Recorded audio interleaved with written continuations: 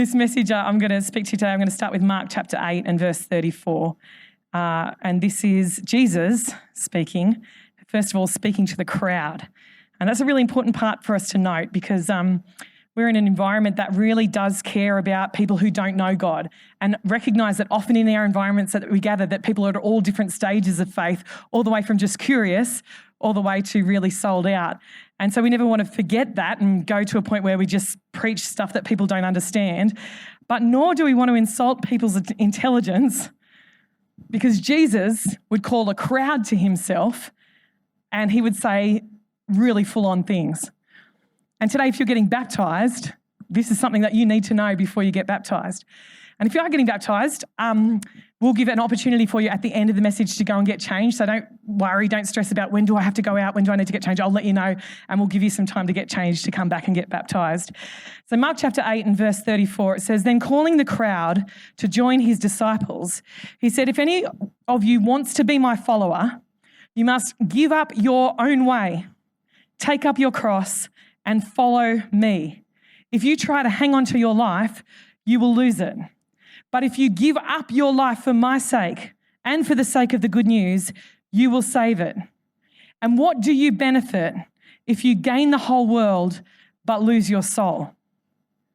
Now, we live in a very blessed society that even those who are worst off among us have so much more than many people around the world.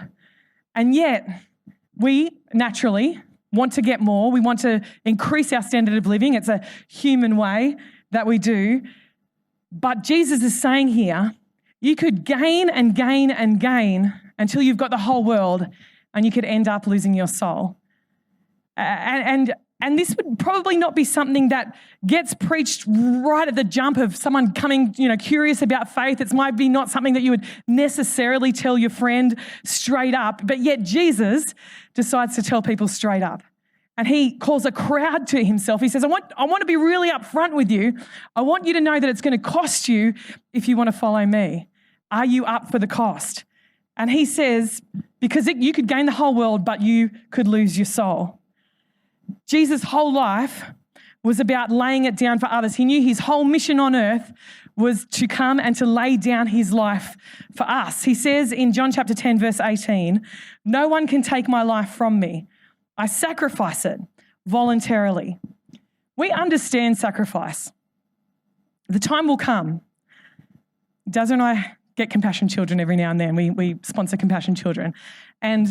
And our mark is that if we can no longer, we have to keep, as long as we can afford coffee, we need to keep getting a child, because the cost of a child is the cost of a couple of coffees a week to sponsor them. And so if we're still buying coffee and the Compassion team come, our commitment is that we get another Compassion child. Now, the day may come when we can no longer buy coffee. And then it will be, sorry, kids, you're on your own. No, that will not be the case. It will be that we'll need to sacrifice our coffee in order to keep on sponsoring children. And so you understand this. Perhaps you've done that in the past. You've said, okay, we're only going to have one subscription, and because we want to be able to help someone else somewhere else in the world, or we're going to cut down on this because we want to go on holidays, or we're going to cut down, we're going to sacrifice our holiday this year because interest rates have gone up and we want to keep our house and keep paying our mortgage, whatever it looks like. We make sacrifices all the time. And these sacrifices incrementally increase depending on how much we care. So if you had a sick relative who needed a life-saving surgery that could only be done, say, in America at some special hospital, you may sacrifice all the way to selling everything you have in order to send that relative to that hospital. You know you'd do it, right? Especially if it was your child. Some parents are shaking their heads. Sorry, guys, you're on your own. Like, no, you can take two of them as long as we keep the house. But we understand the idea of sacrifice. Daz preached on Good Friday about the Anzacs and how we honour the Anzacs because they laid down their life for their country. We understand sacrifice. Well, Jesus says, I sacrifice my life voluntarily for you. And I want you to note that I just said that depending on how much we value the thing is how much we'll sacrifice for it. We sang a song and it can seem a little bit self-indulgent, but it's actually singing the truth that he looked at the cross and he considered us worth that much. That to me is crazy. It's actually the way that I came to be serious about God. I was in, I was out, I was all over the place.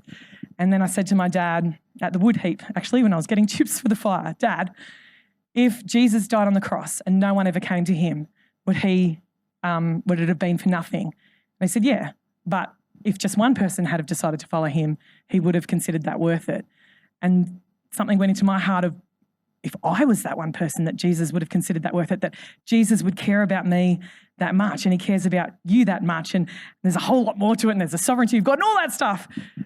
But simplistically, he died and he laid down his life because he cares about you that much. The thing is that Jesus, all through his life, he didn't leave it at, I give my life to you. He continually told his disciples and the crowds and anyone who would listen, you must lay down your life for others. That following me is not, hey, I give my life to you so that you can live your best life now. I give my life to you for you so that you may give your life for others. Is there anything in anyone, Lockie, I know this is going to be you, I haven't run it past you, but that stirs in you because of that? You're like, yes, I'm ready to give my life for others. There's some of us like that, right? That we watched Braveheart together last night, and I'd like William Wallace there with you all the way, like just rip my guts open. I will yell out freedom with my last breath. You know, I will, Tashi. Desmond Doss on Hacksaw Ridge. I see myself lowering people. In reality, I probably chip a nail and freak out. But there's something that stirs in me at the idea of sacrifice. And yet sacrifice very often, laying our life down for others very often, is menial and it's mundane and it's changing kids' nappies and it's going to work and providing for the compassion kid that we have or whatever that looks like. It looks like it's not worth that much. It is very inglorious. And yet Jesus still calls us to it. I've been in church for a long time and I've watched people be able to come to church, outlast the songs, stand for all that time, sing, and nothing kind of stir in their hearts. And maybe that's you today, and I want to say that's okay. But I just want to say that we need to be aware of what Jesus said, that actually in order to follow him, we need to have an attitude of, though none go with me, yet still I'll follow. Though I get offended from those weirdos at church, yet still I'll follow you, Jesus. Though I feel like I don't understand everything, yet still I'll follow you, Jesus. And something might stir in you when I'm talking about sacrifice, and you'll be like, no, Bron, like, come on, where's the positive side? Give us the positive side. Jesus said, I've come that you might have life and might have it to the full. But let's read that in context this morning. It says, I've come that you might have life and have it to the full. Or as the NLT puts it, my purpose is to give them a rich and satisfying life. And to our 21st century brain, we immediately contextualize that rich and satisfying life to something that makes us feel a whole lot better and makes our standard of living a whole lot better and allows us to give an inheritance to our kids. But Jesus goes on and says, I give them eternal life. That's the full and rich life. And they will never perish. No one can snatch them away from me. That is the full and rich life, is that you are safe in the arms of Jesus. Though your life gets taken from you, that you're safe with him. For my Father has given them to me, and he is more powerful than anyone else. No one can snatch them from my hand. The Father and I are one. It's his definition of a rich and satisfying life, not ours. And I hope that you're glad about that, because your definition of a rich and satisfying life at 23 and now at 33 or now at 43 or now at 53 has changed so often across that time. And so if it was up to you, it is so changeable. And yet Jesus has got this big picture. God has this picture of eternity past, eternity present, eternity future. And he says, I can give you that rich life that actually matters. It's a life that matters. So going to John chapter 13, when Jesus now has withdrawn from public ministry altogether and he's with his disciples constantly, he's just trying to impart to them what this is all about before he dies and rises again and goes to heaven. He's just laying it out for them. He's given really tough messages along the way. He's constantly reiterated to them, but now he's honing in. He's laser focused on what they need to get before he goes. And the first thing he does to do that is that he takes off his robe. Some scholars say strips to a loincloth, but regardless, it's the dress of a servant, appears before them as a humble servant or even a slave, and he washes their feet. And he says, as I've done to you, you guys do as well. So that's why we've got this water out. because Andrew has decided to follow Jesus by washing all y'all's feet. He wants to start with those who suffer with tinea and work his way back from that. Now, this was a symbol. Because washing feet was the most grossest and mundane thing that you could do. And Jesus says, there should be nothing that you won't do for your fellow man to raise them up, even if it means that you suffer a little bit. And then he goes on and he continues and he's telling them, I'm going to go, I'm leaving. And in John chapter 13, verse 36, it says, Simon Peter, he asked, Lord, where are you going? And Jesus replied, you can't go with me now, but you will follow me later. But why can't I come now, Lord? He asked. I'm ready to die for you. Jesus answered, die for me? I tell you the truth, Peter. Before the rooster crows tomorrow morning, you will deny 3 times that you even know me. Now, if I was Peter, I'm like, harsh. But it happens. He denies 3 times that he knows Jesus before the rooster crows the next morning. And yet then we get to this end of what Jesus has done what he said he'd do. He's died, he's risen again 3 days later, and he has appeared to many of the disciples. And in John 21, he's making breakfast for them on the beach. And it says in verse 15 that after breakfast, Jesus asked Simon Peter, Simon, son of John, do you love me more than these? Yes, Lord, Peter replied. You know I love you. Then feed my lambs, Jesus told him. Jesus repeated the question, Simon, son of John, do you love me? Yes, Lord, Peter said. You know I love you. Then take care of my sheep, Jesus said. A third time he asked him, Simon, son of John, do you love me? Peter was hurt that Jesus asked the question a third time. He said, Lord, you know everything. You know that I love you. Jesus said, then feed my sheep. I tell you the truth, Peter. When you were young, you were able to do as you liked. You dressed yourself and went wherever you wanted to go. But when you are old, you will stretch out your hands and others will dress you and take you where you don't want to go. Jesus said this to let him know by what kind of death he would glorify God. Then Jesus told him, follow me. So Jesus, having just been crucified, with that image fresh in Peter's mind, he lets Peter know, Peter, you're going to die the same way, just letting you know. And then Jesus says, follow me. So here we have Peter over here who is ready and fired up and good to go. And Jesus is like, Peter, calm down. You're not even going to follow me through this night. And then over here, he says to him, Peter, you're going to die for me. You actually are going to die for me now. You've learnt from your mistakes. You've been through it and now you actually are going to do it. And so I want to ask you the question this morning, where is your set point? Because Peter was all impassioned and ready to go here. And Jesus is like, I'm sorry, Peter, first sign of trouble, you're going to cut and run. And over here, Peter's ready to die for Jesus again. And Jesus says, yes, you actually will. The worst kind of death, and you're going to make it and you'll do it. And I wonder if we're not even to the Peter stage yet. If we haven't even decided to follow Jesus the first time, well, today would be a great day to decide to follow Jesus. But maybe we're somewhere along this spectrum. And there's a few people that are along this spectrum. One of them is some parents of a blind guy that got healed. This blind man, blind since birth. If you have a family member that has a disability and you know how debilitating that can be and the quality of life that is reduced because of that in some cases, then I believe that you would be with these parents in rejoicing like crazy if Jesus came along and healed your son of being blind. That he once had this way of life and he only had those potential prospects and now he is completely healed and has new life opened up to him. And yet, in the Bible, it says that they were there and Chloe or Phoebe, sorry, I forget who's on projection, but whoever's there, just roll those scriptures through behind me. Essentially, the parents say that they get questioned on it and they decide, no, we don't want to get questioned too harshly on this because we'll get put out of the synagogue. We're not willing to lose our social standing by standing up for Jesus, even though their son has been healed. I find that mind-blowing, and yet I see the times that I was at a youth camp in high school and I was like, I'm living for you, Jesus, and get back to school and someone asked me where I was and I couldn't even tell them I was at a Christian youth camp because I was so embarrassed.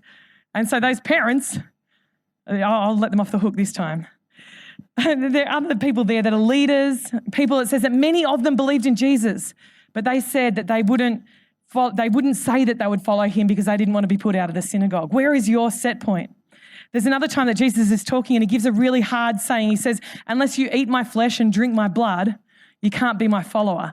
And a bunch of people are just like, that is too weird. We are out of here. And in hindsight, we know that it's the new covenant and it's the table of the Lord and it's a little bit of bread and it's a little bit of juice. It's not actually turning into flesh and blood and then we're eating and drinking it. But they didn't know that and they didn't know what he was talking about. And so a bunch of them left. And perhaps that's you this morning. You get to a point where you're like, well, I can't understand that about the Bible, or I can't understand that about the way that Christians do that. I don't get it. So at this point, I'm out. A bunch of people do that. A bunch of people failed to go where the disciples went that stayed when Jesus said that. And Jesus turns to them and says, what about you guys? And they went, well, where else are we going to go? You've got the words of life. And that's the kind of faith that Jesus wants, is that you don't have to understand everything. He doesn't want you to check your brain at the door. He wants you to search it out and examine it and ask questions and look for meaning. But if you don't understand, he doesn't want you to just go. He wants you to say, well, at the end of the day, God, I know that you are, that you're good, and I'll follow you no matter what. That is what faith looks like. And then obviously we know that at the point of the cross, they all deserted him. They all cut and ran. You might think, Bron, you're not making me feel too good because I've done a bunch of these and my set point's kind of really quite low as I look at my life. I just want to say to you, yes, okay, me too. I've stuffed it so many times. I've had so many opportunities where I've just not gone there because I was worried about what people might think. I want to tell you, yes, me too. And gradually God has brought me along just as I've stayed with him. I'm not where I need to be, but praise God, I'm not where I was. And he is into second chances. Peter deserted him. Peter gave in to a little servant girl. And yet Jesus came and cooked him fish on the beach for breakfast and asked him and gave him a second chance. Jesus is into second chances. Every single day when you wake up, he gives you a new opportunity to try again. Church, every now and then, it's just time to have a moment where you're like, I have decided to follow Jesus. And even though I've done so imperfectly to this point, I am determined that for all my days, I will follow him. I will follow him. Jack Haynes puts it like this. Today is a good day to die. It's a good day to die to the flesh, to the world, to myself, and to take up my cross and follow him. Paul puts it like this. I die daily. And Jesus puts it like this. When he called the crowd to join his disciples, he said, if anyone wants to be my follower, you must give up your own way, take up your cross, and follow me. If you try to hang on to your life, you will lose it. But if you give up your life for my sake and for the sake of the good news, you will save it. And what do you benefit if you gain the whole world but lose your own soul? I want to speak to some people in the room that the enemy has allowed you to think that you haven't got it in you. And I just want to call out of you that you absolutely do. Not by anything that you've done, not by how good you are, but by how good Jesus is. Lucas, I want to tell you this morning, you've got it in you. You've got it in you. You've got it in your church. You think like, oh, well, I just can't quite go there. Jesus does not want you to come to church, tick a box, go home and live your life. He wants you to live sold out every part of your life for him. He wants you to live on mission every single day. He wants you to walk through life with eyes that are like, Jesus, show me today. Who's my person of peace? Jesus, show me someone who needs to be spoken to. Jesus, just show me how to be me inside of this world, just showing your love and showing your joy. Let me be that. Who would say that they're like me and drawn to sacrifice? Like, tell me about how I'm going to lay my life down and I'm there. Lock, Nath, that's it. Oh, Carly, yes, Carly. You're there, you're good to go. There are 3 people in the room. God help us if there's a war, people. You're all stuffed. Apart from Carly, Locke and I, we'll fight for you. Nath as well. Thanks, Nath. There is this idea of that some people, like, they rally at the thought of it. And other people, they can only see, or they largely see the cost, that's too high, that's going to take me out of my comfort zone. And yet, Jesus calls us to that place. Jesus talks about this merchant who found a pearl. And he was a person who sought out pearls, went looking for pearls. And he found this pearl, and it was so valuable that he sold everything he had to go and buy that pearl. He says, the kingdom of heaven is like that. It is worth your whole life. It is worth everything you have to seek that. And I wonder if the merchant, after a while, saw the pearl and went, oh, man, I miss my Netflix subscription. Like, it's great to have a pearl, but I love my 65-inch TV. Is that even big? 65-inch TV? 400-inch TV, I don't know. I'm surprised we don't have one with a box at the back. Ours is so old school.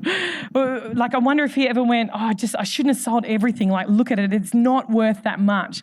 Does the value of the pearl change? Has that pearl changed because time's gone by and the merchant's no longer that fussed on it? No, of course not. But yet sometimes us in our Christian life, we say, yes, I'll give all to follow you, Jesus. Yes, I'm with you. I see you taking ground. I see you press ahead. We're good to go. But after a while, it's like, this isn't that shiny anymore. I'm just not feeling it. Has it changed? No, we've changed. And so I just want to call us back this morning. Like, let's just be called back to repentance. Let's just get called back to say, Lord, I've tried to take my soul back a bit and I'm at risk of losing it if I keep just trying to increase my standard of living. And I don't want to, God. We're going to sing the bridge of that second song, Come On My Soul. Because so often in the Psalms, people are going through really tough times and they're like busting themselves and it's awful. And then they come back to this place of, come on, my soul. Keep praising God. Don't stop. And this morning, God has already given everything he possibly can to you. He sent his only son to die on the cross. He gave you everything. So now it's up to us. And if you're someone that's like, yeah, I want to follow Jesus with everything I have for all my days, then it's time for you to stand on your feet right now. I want to tell you, church, like, do it with honesty, do it with integrity. If you're like, no, I'm not there, Bron, like, stay sitting down. There's no pressure in this place right now. But if you're standing on your feet, acknowledge what you're actually doing right now. This is a cry of desperation to God. This is a with everything within me, this is who I am. This is I'm not turning back. And maybe you're someone who's like, no, I can't do it. And that is like, God is so patient and so kind. And it's his kindness that leads us to repentance. He doesn't bang us over the head. But maybe just pray a prayer, God, if you're real, or if you're real in my life, Lord, show up and help me to get there. Help me to be there. Help me to see it. Help my unbelief, Lord. I think there's a part of me that believes, help my unbelief. But everyone that's on your feet, like, just lock eyes with Jesus right now. Don't worry about the person next to you. Don't worry about what you did last week. Don't worry about work tomorrow and how you'd front up to the boys if you were to show up and be all that God has called you to be. How you would not engage in discussion, how you would be a sold-out disciple of his. And with everything within you, oh, come on, my soul. Don't you get quiet.